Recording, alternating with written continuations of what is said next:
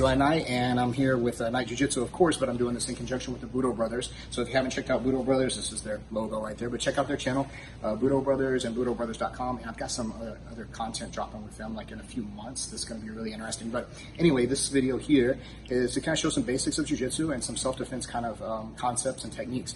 So what we're doing today is we're addressing pins up against the wall.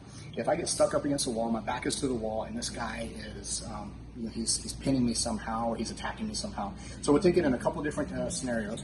So the first one that we'll look at is what if from here, and actually there's a video floating around that somebody sent me the other day with this exact one, because people are like, that doesn't really happen that often or anything. And it's the exact thing happened, and this guy pinned this lady up against the wall, one-handed here. Now this could be, he's pinning me with this hand because he's going to punch me with this one, or he's pinning me because he's holding me like this. But whatever it is, this is a bad situation. So first thing is, anytime that my neck gets grabbed, I have to toughen my neck. I can't let my neck be too lax. So I'm going to toughen my neck here like this. I'm going to bring my hands up. I want this one to go kind of horizontal so that it's like a spear this way.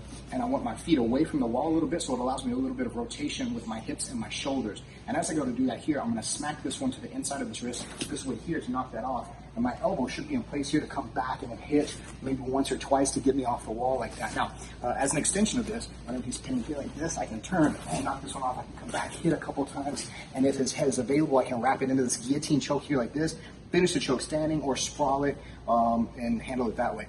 So there's a nice little continuation. Now, two-hand choke, it's going to be a little different, a little trickier that way, this way here, because I can't really knock from the outside. He's a little too strong there. Coming up between the middle might be a little tricky too from here. So one that we tend to address like this in Jiu-Jitsu is that I'm going to take both my hands and throw them back on both of his hands like this until I find some finger. Now, I don't have necessarily a finger in mind, but whenever I find a finger that's loose, I'm going to grab it this way here. I want to peel it away from me. Then I'm going to switch over to grab the base of his wrist to keep his arm stagnant, and then I'm going to reach down like this. I want to try to snap that thing off so that he's not choking me with that any longer. So it's important. So when we're here like this, so I want to reach up like this here, and I'm going fishing with my finger, so I increase my chances of finding that finger that's loose. Once I find one and I get it here, I'll come over and grab the base of the wrist here, and I'm going to peel this finger back toward him, and I want to snap down like this. It's not me holding and trying to control him. It's me trying to get rid of that so he's not choking me with that finger any longer. So that's one hand and two hand. Now, some other different variations that might happen is like, what if he's grabbing me by material and he's pinning me up against the wall, maybe here like this, by my shirt or by my shoulders here like this. Now, from here, if he's pinning, typically pins tend to go with a little wider grip than closer grip.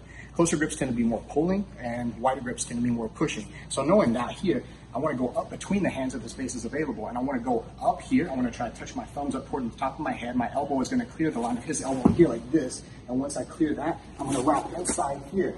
Once I wrap over the arms nice and tight, I'm going to connect my wrist to my hand, and then I want to keep a control above here like this. As I go here, I turn to the side, and I want to ram him into the wall this way. So I have these overhooks on him, pressing him into the wall. From here, I can throw knees here like this. I can maybe look for a takedown, or I can disconnect, go back to striking, and get myself out of the situation, if that's the case. So one more is, what if he has me in a headlock up against the wall? This may happen because, one, he may have been trying to run my head into the wall, or he may be trying to smash me up against the wall, or just getting extra balance and leverage for him to squeeze harder. So if this is the case here, I want to reach around. If I can reach all the way around his arm, great. If not, I'll just go around the lat.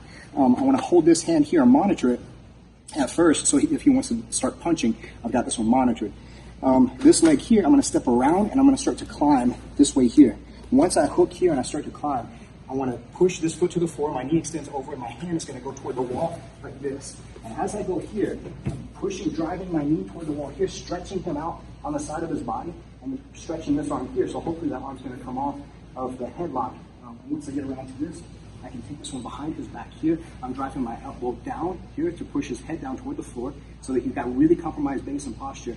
And then from here, I can back up if I need to. I can throw knees from here, or I can maybe go back into that choke we talked about off of that first consideration as well. So these are not all-encompassing different ways I can be pinned up against the wall, but these are some of the most common ones. One-hand choke, two-hand choke, grabbing the shirt material, or grabbing into a headlock. So go back and review these, check them out again, watch them, rewind and all that stuff. And if you have any questions or comments, let me know in the comment section. And again, keep watching my stuff, but also check out the Budo Brothers, BudoBrothers.com, and the Budo Brothers channel on YouTube. Thank you guys.